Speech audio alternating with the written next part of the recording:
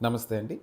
Bone marrow transplantation and cart cell therapy అని 2 రకాల విధానాలు ఇప్పుడు అందుబాటులో ఉన్నాయి. సీరియస్ బ్లడ్ డిజార్డర్స్‌ని ట్రీట్మెంట్ చేయడానికి. బోన్ మ్యారో ట్రాన్స్‌ప్లాంటేషన్ అనేది చాలా సంవత్సరాల నుంచి మనం ఫాలో అవుతున్నాం. ఇది సీరియస్ బ్లడ్ క్యాన్సర్స్‌లో వాడుతుంటాం. థాలసీమియాస్‌లో వాడతాము. Sickle cell anaemia, hereditary disorders like Fanconi anaemia ఇలాంటి వాటిల్లో వాడుతుంటాం. ఇందులో ఏం చేస్తామంటే పేషెంట్ తాలూకా డిసీజ్డ్ బోన్ మ్యారోని కీమోథెరపీ అనే విధానంలో బాగా తీసేసి డోనార్ నుంచి స్టెమ్ సెల్స్ తీసుకొని పేషెంట్కి ట్రాన్స్‌ఫ్యూజ్ చేస్తే అవి న్యూ బోన్ మ్యారోని అంటే డిసీజ్ బోన్ మ్యారో పోయి హెల్తీ బోన్ మ్యారోని ప్రొడ్యూస్ చేస్తుంటాయి అన్నమాట.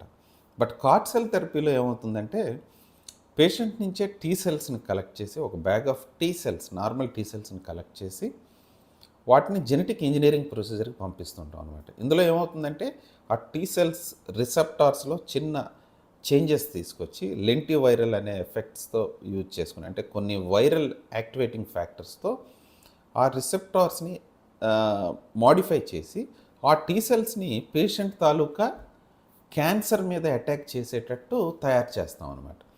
సో ఎప్పుడైతే అలా ఇంజినీర్డ్ టీ సెల్స్ పేషెంట్ తాలూకు ఓన్ ఇంజినీర్ టీ సెల్స్ని మళ్ళీ పేషెంట్లోకి ఇన్ఫ్యూజ్ చేస్తే అవి బాడీలోకి వెళ్ళి పేషెంట్ తాలూకా క్యాన్సర్ని అటాక్ చేస్తాయి.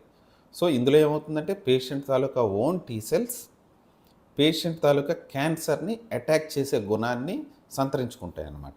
సో ఈ విధానంలో కొంత కాంప్లికేషన్స్ బోన్ మ్యారో ట్రాన్స్‌ప్లాంటేషన్‌తో కంపేర్ చేస్తే కొద్దిగా తక్కువగా ఉంటాయి.